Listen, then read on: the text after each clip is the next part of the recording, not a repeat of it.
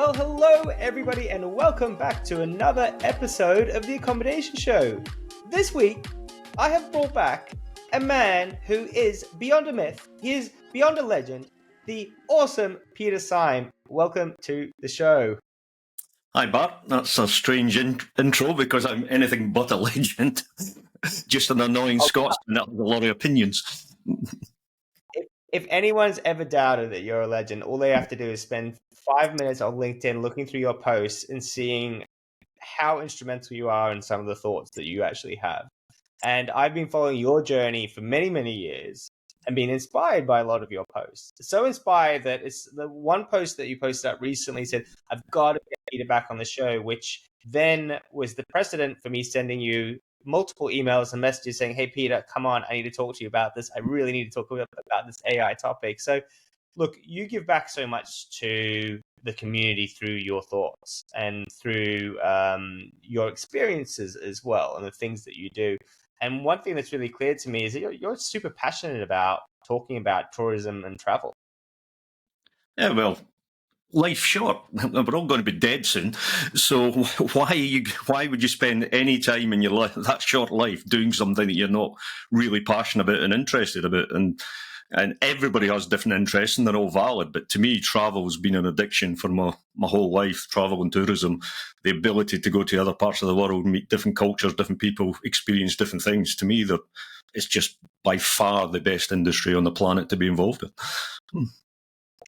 It really is. I mean, before we got on, you were telling me that you had been in Perth, that you're traveling, you're going off to Marrakesh in no time at all, and that through your job, you're also managing to do traveling yourself. What's your favorite bit about traveling? Meeting people. Can travel as people, tourism as people. People host people, look after people, whether you're in accommodation, whether you're in restaurants, whether you're in experiences like my background. It is all about meeting people and finding out how different people live and experience the world and bringing joy to people. Everybody in the travel industry is there for one thing only, put a big smile on people's faces. And if you spend the short time you've got on this planet putting a smile on people's faces, you've done something right in life. Yeah, absolutely. And I think so. When I grew up in Australia when I was 10 years old. I did my first trip over to Poland to meet the family. And that was my first real experience of what real hospitality is. You know, just people being hospitable and what it actually means to just be giving without expecting anything in return. And to me, these people that I was meeting were complete strangers. And they were just willing to do things and be hospitable. Which is one of the reasons why I love to travel. I love to go and to see that and to see that people, not to take advantage of it, but to see how other people are so that I can learn something and bring it back into my own life. And that still happens today at scale. Again, you see all the bad press about tourism stuff and everybody's complaining about this and that the next time because it's human nature to complain. But the hard reality is there's millions of people travelling again every week having unique experiences that they would not have had if they hadn't travelled. And they're the sort of experiences that make people and the better communicators, better understanding of the world, more open to new ideas and getting people out of the blinkered way of life. Everybody's blinkered to a certain extent because we're all brought up in certain ways in certain places. And travel is the university of life to let you get out and see and just meet people and communicate. It's amazing to see how people can survive and live a completely different life, but still be incredibly happy, or to be doing things in a completely different way that you just never expect, and you just gain so much from it. Yeah, there is no equivalent. And with all the tech, I spend all my life in technology and talking about technology. There is no technology equivalent of actually going somewhere and sitting down and meeting. Yes, we can do the Zoom calls. Yes, we can do all of that stuff, and it's all fantastic. But there is nothing that replaces of sitting down with another human, looking in their eyes, having that hospitality, feeling the feel that you get from the room or the place you're in. Nothing replaces that, and technology probably will never replace that, no matter what we do. No, even with Mark Zuckerberg working on the glasses and everyone working on those, I think they've got no chance. And I think that's part of the trick that they missed. But that's not today's episode. But we are going to go down the tech path. Now, folks, you have not heard of Peter and his work, he's I guess one of the co-founders of Tourpreneur or working for Tourpreneur. And if you want to see more about his journey and his story, we actually recorded an episode together 3 years ago. So we'll put the link in the comments, and guys can go back and then find out about that story and how he came to be who he is and the journey that he went through. But this week, I really wanted to spend more time on talking about the topic because you did a post recently where you were talking about AI agents. And it was the first time that I had heard of that concept. And it's kind of like you had managed to crystallize an idea and go, oh, yes, that's what I mean. Or I've seen it. I know what we're talking about. You managed to explain it and to put it together and go, life is changing because of AI agents. I was like, oh, this is incredible. So this week, what I want to do for everyone is to explain how the world is going to change, how it's going to change so dramatically because of AI agents. And then what will be good to do, Peter, is probably to tie it into hospitality and to talk about where it all fits into our world, be it in accommodation, tours, tourism, and hospo. What was the inspiration for the post? AI is the inspiration, overall AI, and the hype it's been around. It's now November, so it's coming up to the 30th of November soon, so that'll be 2 years since the 30th of November 2022 when ChatGPT hit everybody's world and everything started changing. So the immense hype that's been around AI since then is insane. And a lot of people who are running hospitality businesses, tourism businesses, anything to do with travel, just think this is a bubble of 2 years worth of hype about this thing called AI. And many don't realise AI has been around since 1955. A guy called John McCarthy, Irish guy, it was named after him. It was him that got the word AI, I think, at the MIT Institute in the USA. So AI has been around for decades, but it's been peaks and troughs, quite high troughs when they were thinking they were going to get a breakthrough, massive failures, periods of 10 years where the breakthroughs were just negative, and then suddenly, in November 2 years ago, there was massive breakthroughs on these things called LLMs, large language models, where it came into the public being and everybody could see the very beginnings of what AI could probably do. So it's not a new thing. It's not a bubble that's just popped up. This stuff's been going around since before I was on the planet, 1950s. I came around in the 1960s. So this has been a long, long journey. It's not a hyped thing. I would actually argue it's underhyped. And I know there's a lot about and people, it's an AI bubble, and all things go up and down, up and down, up and down. And AI will. There will be a massive AI failures. You're going to see massive AI scare stories and bad things happen because of AI. But ignore the ups and downs and look at the general trend on where things are going. And AI is only going one way, and it's exponential growth. Exponential, off the planet. So that's the first thing you've got to understand. This is not a bubble, and it's underhyped, not overhyped. Because this is the first technology we're seeing that transforms everything. This is equivalent or more than electricity. It's certainly more than the internet. The internet was needed for us to get to AI, but it's a level above the internet, and we'll find out whether it's the equivalent of the transformation that electricity brought to us over the years. Within AI, it's a massive range, what AI can do for businesses, and it can become very complex, and people like me can go about the world talking about it, and it can be complex.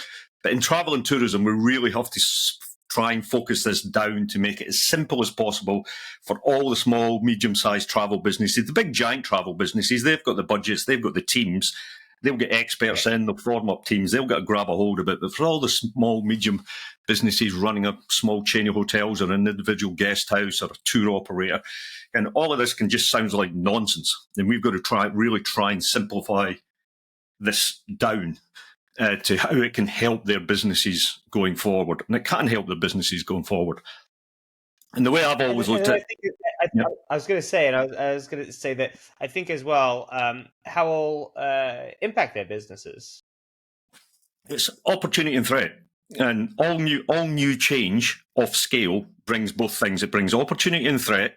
And you have to react. When there's something as fundamental as this happens, it brings opportunity and threat.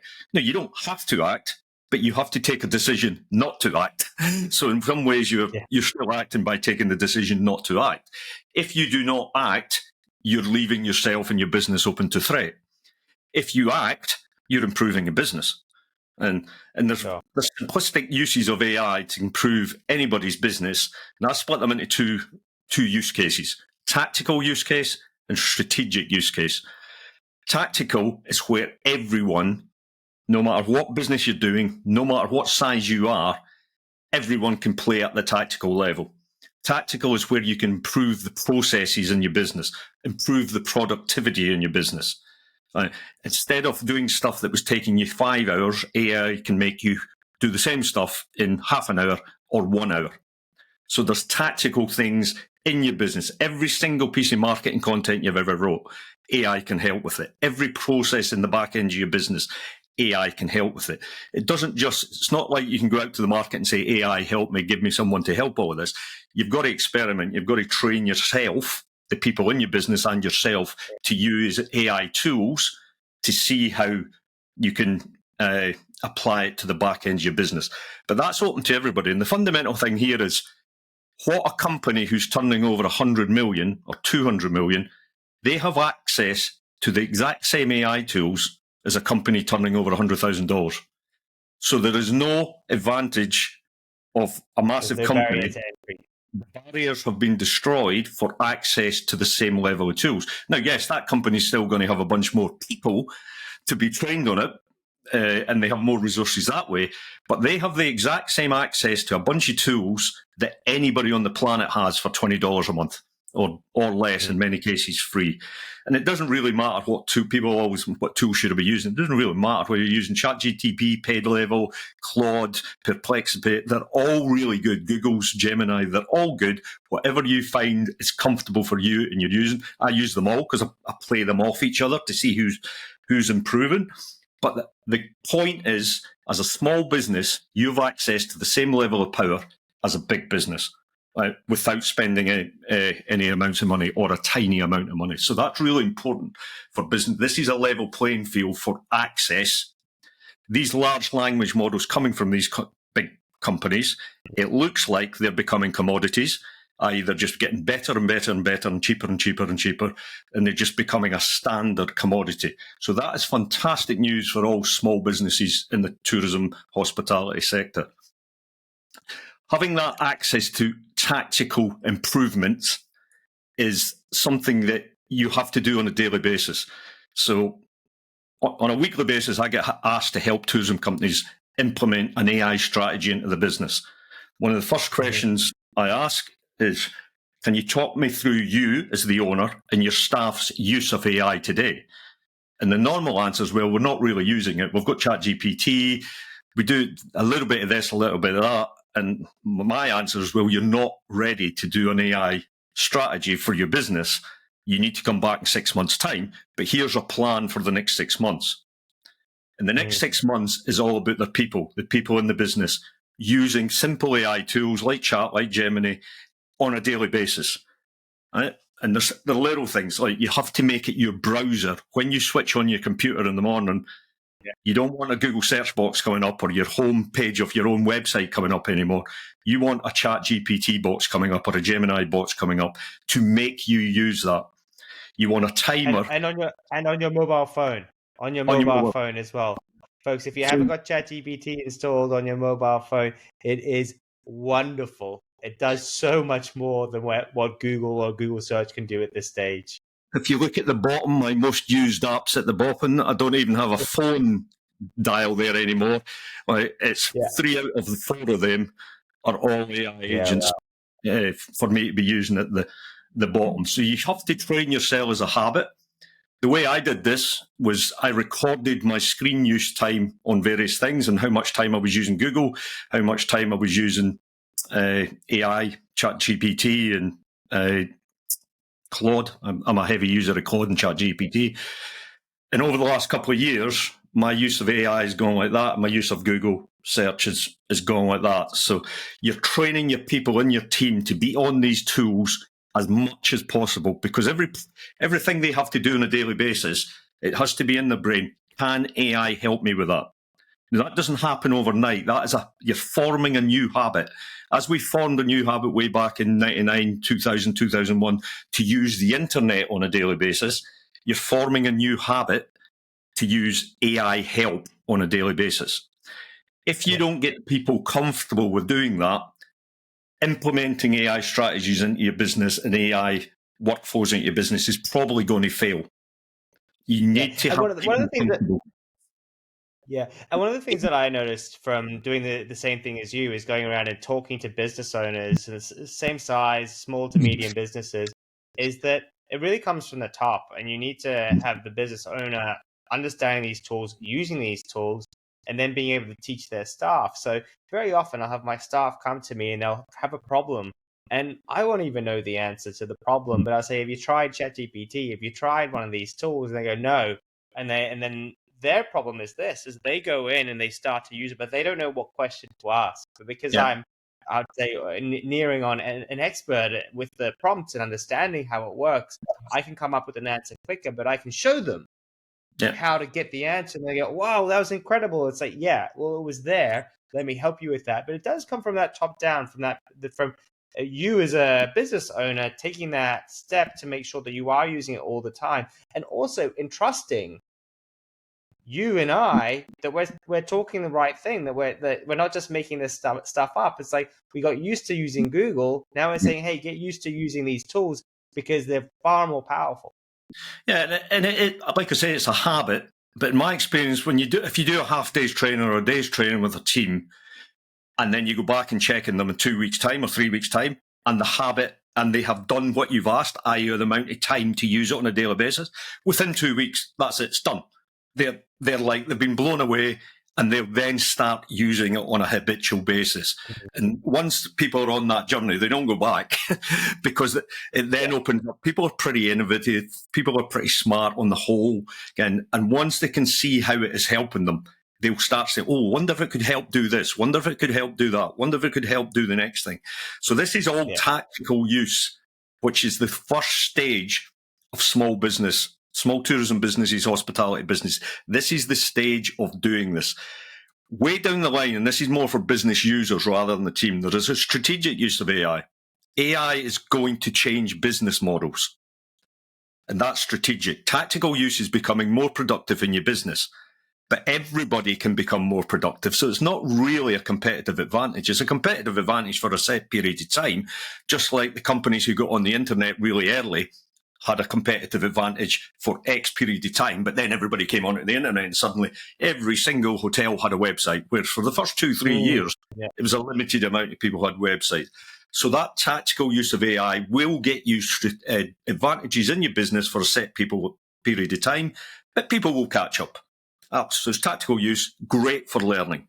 Strategic use is where you use AI to change your business model. And that's different for every single individual, every single type of business, whether you're a hotel, whether you're a self-catering let, or whether you're a tour company. That's where you really think about how does my experience, the business experience, how it impacts on the customer, how do we use AI to change that at a strategic level? Because that can transform your business. And there's other companies changing the landscape at a strategic level that will impact on you. Now, this is where we start coming to AI agents. What is an AI agent? The word is... Before you do, I just want to jump in there, if you don't mind.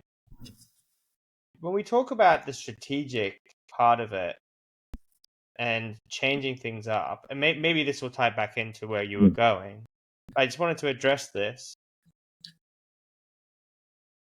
When we've got a big budget and we're a big company, we can make these strategic, we can buy it, right? We can get a team that will come in and help us move the business in a certain direction. We can afford to do it. But the barrier to entry for making a strategic move is far, far greater than what we were talking about before. How does a small business owner who's listening to this go, oh, okay, well, what do I do? I'm a small fish here. I can't change my business. Or is it going to get answered in a second? So, yes, you're correct, but incorrect. So, and A lot of it depends on what the strategic. So I'm going to give some examples here, and this will show you that there is a higher barrier than tactical use for sure, but it's not as high as people think. My examples will not be there'll be in experiences in tourism rather than because that's where I spend my time and that's where I'm working with people on AI. So if you take an average tour operator in Australia and they're going out and doing half-day tours or full-day tours and charging a customer $75, $80, it doesn't matter, but it's $75, $80. And the group of customers is getting 2 hours of their time or 3 hours of their time. That business can be a great business, but it's always got limits on it because humans are limited. Like they can't scale up. You can have 10 guys, you can have 20. I used to have 50 guys deployed when I was in that sector at times. Mm-hmm. But every time you scale that business up, it just gets harder and harder and harder because there's no efficiencies at the front end. There's efficiencies in the back end, your marketing, your finance, again, your design, all of that. Technology helps with efficiencies in the back end of the business. There's no efficiencies at the front end. It's still a human being taking 10 people on a wine tour. And if you've got 500 people to take, you've then got a lot of guys. So there's no efficiencies at the front end. AI starts to bring efficiency in there and scalability in there. How? If a human's looking after a bunch of people for a couple of hours for $75, it's very easy today, and we're at the early doors of this, but we've seen it, we've got it working, whereas we design an AI guide with lots of content, lots of knowledge, more knowledge than the humans guys got. People have got to get this. The AI guide has more knowledge than the human. The human has much more empathy, has much more visual eye contact, can relate to the customers. The human should always be able to give the guest a better experience than the AI. But if we create 4 hours of AI content and an AI guide, that tour's suddenly 6 hours, not 2 hours. Right?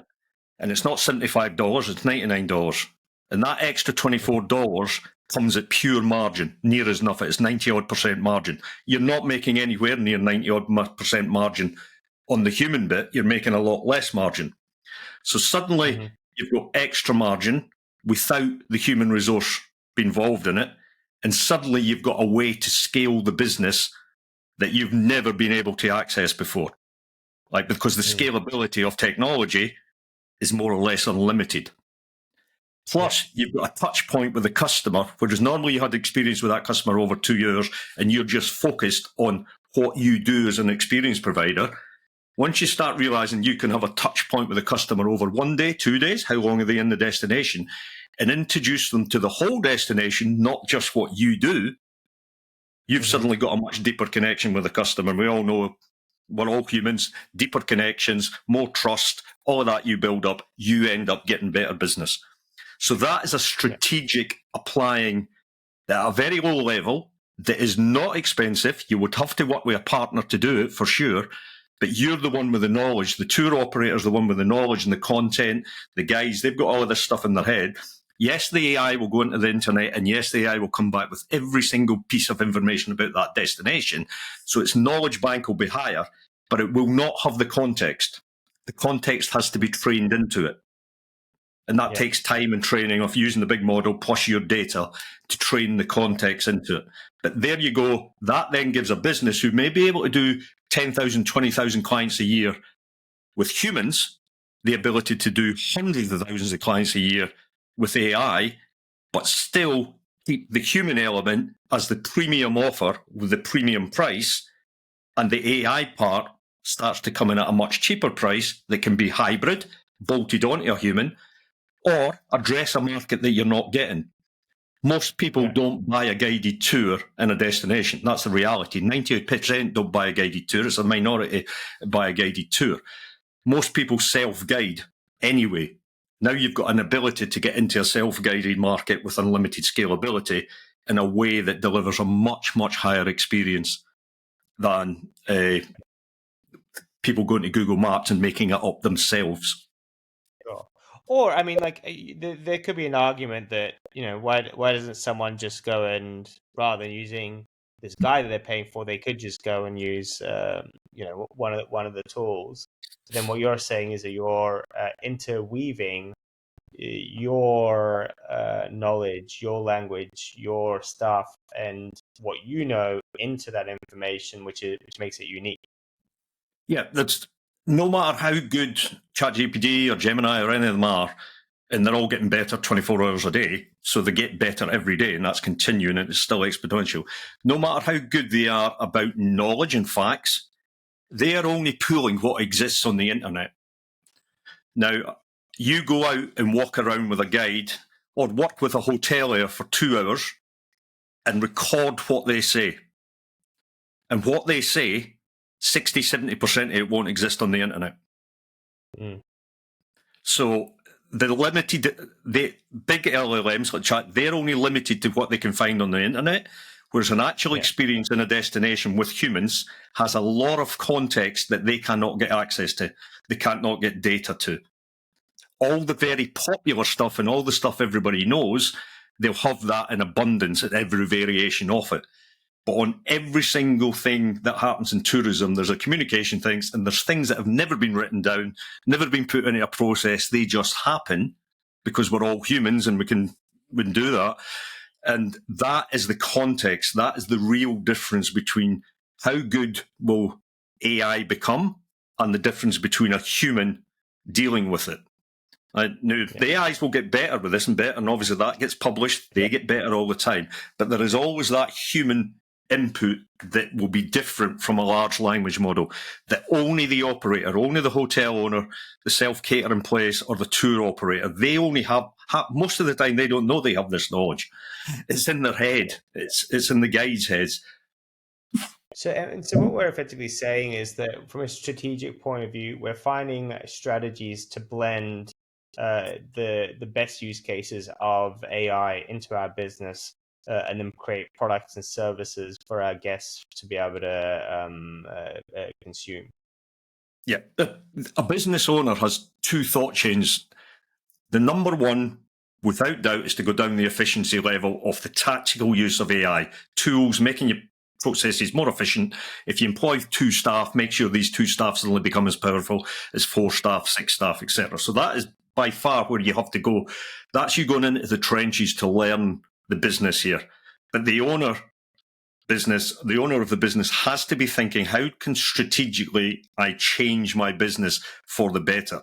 How can this make my business scale up? How is it going to impact my customers in a way that makes their experience when they come to me better? Now, that's going to be different for every sector and every business. If that is business, you're looking for a strategic advantage of how it's going to be able to deploy to help your business. Your decision may be, I've looked at this and I've decided it's not for us. We're going to stick with traditional and double down on human, completely human, and I'm going to charge a correct price for it. And I'm going to communicate that we're going all down on human. That's a perfectly valid conclusion, as long as you've gone through the thought process and done an analysis of the threat versus the opportunity. And if that's what you come out with, that is perfectly fine. But you need to go down. You can't just let this stuff happen. You have to go through the process of doing it. Before we jumped on, we talked about the fact that an AI agent will be there, that will be able to be kind of an assistant that will be able to help us with our lives, and that will know everything about us. Can you run through that concept with me as to how you see an AI agent operating and what impact it will have on tourism and on potentially humanity as well? Yeah, so AI agents, and I get it, the words are confusing. Technology companies come up with all of these things, but it seems to be we're standardizing across things as AI agents. These are things that are going to work on your behalf and work on everybody's behalf. So every business will end up with AI agent or AI agents. That's still to be decided. My preference, or not preference, but what I think is going to work out is we're going to have multiple AI agents. We're not just going to have one AI agent. We'll have multiple. The same at the moment, you have multiple apps on your phone. I believe you're going to have multiple agents. Not as many as apps, but you will have several agents. Each individual has an agent. What's the individual's agent for? That's to carry out tasks on behalf of the person. So my personal AI agent in travel and tourism, and I've built them at the moment, and they're rubbish, but they're still Like, I don't search for flights anymore, search for hotels anymore. My AI agents do all that. Right? I have to go to the websites to book today. Sure. But I don't do search anymore. That's done for me because I've programmed them with my preferences, my price points, what airports I leave from, all of that stuff, all of the stuff that my history of travel over the last 20 years has gone into there. So they totally understand how I travel for business and how I travel for leisure. And that's a point, because people travel very differently for business and leisure. So you have two different personas. And my point is the agents do all that work for me at the moment. So I don't go to an OTA, I don't go for search. My agents do it all and come back with my results. I still have to go to the websites to book today. Within weeks and months, I'm going to be able to say to my agent, I'm going to Berlin next week, sort it. And they will also carry out the booking, not just the looking, carry out the booking. Now, when you think that through, how does that fundamentally change a tourism business? Well, at the moment, every tourism business hopefully spends a lot of time on their content and on their website and making it look lovely and usable, and it's got bookability on it, and it's got the right content on it, and it's got video on it. It's got all of that information. Hopefully, all your listeners are doing a fantastic job with the media to attract humans to go and look at their website. Well, going forward, you're going to have more agents visiting your website than humans. So every business customer goes through a dreaming phase, a planning phase, a booking phase, an experiencing phase when you're in destination doing it, and then a sharing phase. Historically, the planning phase and the booking phase is where everybody's focused on, because that's where the money is. If you can help a customer during the planning and get them to booking and press that button, that's where the money is. Right? So everybody is close to the transaction as possible, whereas we've built a whole industry, not just in the travel industry, but the whole society is get as close to the transaction as possible.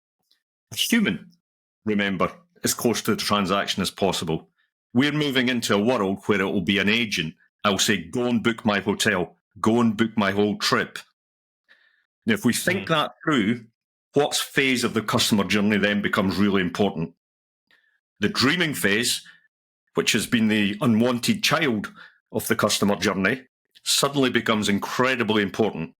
Now, the reason the dreaming phase has always been the unwanted child is because it's really hard to make money in the dreaming phase in travel and tourism. That's right. You can't capture them then and there. Yeah, it's really hard. Historically, it's hard. Startup after startup's invested hundreds of millions in the dreaming phase and they've all failed. It's hard. And that's why big OTAs focus in the planning and booking phase, because it's close to the transaction.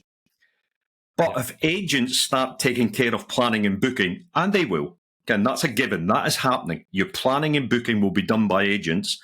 The focus then goes to dreaming. How do you capture a customer's attention in the dreaming phase so when they get to go to their agent and say, that trip I researched 2 months ago, go and book it? Because that's the sort of conversation you're going to be having with agents. When you train yourself to that, I've done my research on the dreaming, but I haven't booked yet, and in 2 months, it's got a memory. Like LLM's memory are now getting better. Initially, they weren't very good, but it's now getting better. That trip I researched, go and book it. And the booking will happen automatically. Now, then when you think through what parts of tourism are more liable to book by agents versus humans, you have to think that through as well. What is more of a commodity and less of a commodity? So booking a taxi, booking a flight, and to me, booking a hotel, they're all commodity. Unless I'm on leisure, unless I'm taking my family on holiday, my agent knows the standard of hotel and it knows I want to be as close to my workplace as possible. It's just a commodity. So all of them will be booked by an agent because I don't really need to be involved in that. As a human, I just don't need to be involved in a plane booking, a taxi booking, a hotel booking, unless I'm taking my family on holiday and I want to have a bit more choice on, I want to be inspired rather than there. So you need to look at what you do.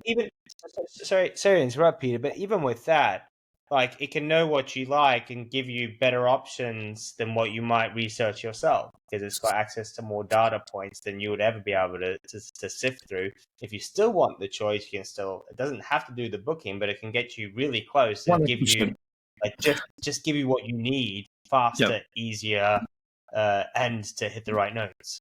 So that's what I get today. With my agents I'm using today, that's what I get today. I get a choice because it can't do the booking yet. But my choice is 2 hotels, 2 flights. I've got everything down to 2 because I don't want to spend time scrolling through loads of things. Once it's honed and once it's good, I get 2 choices for everything. If I'm going to a completely new place and I'm not sure and I've never been before, sometimes I'll ask it to give me 3, but it's programmed to give me 2 because I'm looking for efficiency. That's in business. That's in business travel when I'm traveling all the time. Again, when it's in leisure, I've expanded my choices. I want more choices in leisure, right? Because I'm looking to experience different things. Whereas when I'm traveling for business, I'm looking to maximize my time and maximize my efficiency. Whereas in leisure, I'm looking to invest my time, not maximize invest my time to get the best experience. So it's a very different thing. So people will go through this journey. Most people won't trust an AI agent to do their booking of their flight and their taxis and all that in the initial days, just the same as they didn't trust the internet in the initial days. But it is going to come much quicker because people are used to using WhatsApp, chatbots, all of this stuff. People are more used to it. So when it's in there, and it will be inside a lot of the tools that you're using today, people's adoption rate will be much faster than the adoption rate of how we did with the internet. So planning, 100%, but you're moving into that world of things being booked on your behalf. Now, what's one of the consequences of that? Because that sounds fantastic or threatening, depending on your point of view. I used the word commodity earlier. We sorely understand humans like to get a bargain. They've now got the most powerful thing on the planet ever invented to find the cheapest price everywhere. Sure. So it's not going and checking 10 hotels like you do when you scroll through. It can check 10,000, 100,000 hotels and cut. And if you've got it asked to a program to come back with the cheapest price, it will. So that's deflationary. That's going to drag prices of things down. If you're pitching in a commodity world, you're in a big battle here because your margins are going to come under pressure because these things are going to find the best value all the time. If you're in a world where you're selling and people are investing time, where you're selling in things like luxury or things that are not just a commodity, like someone wants to do a cookery class or go for a cycle ride, that's different. There's not so much pressure on the price there, but things that people treat as services, taxis, beds, seats on an aeroplane, they start to come under a lot of pressure here. Also, if you think about where you go to book things at the moment, do you go to an OTA? Do you go direct to the hotelier's website? Well, going forward, you can tell your AI agent exactly where you want to book. I want the cheapest price for that hotel in Berlin, that area of Berlin, and I don't care where it booked.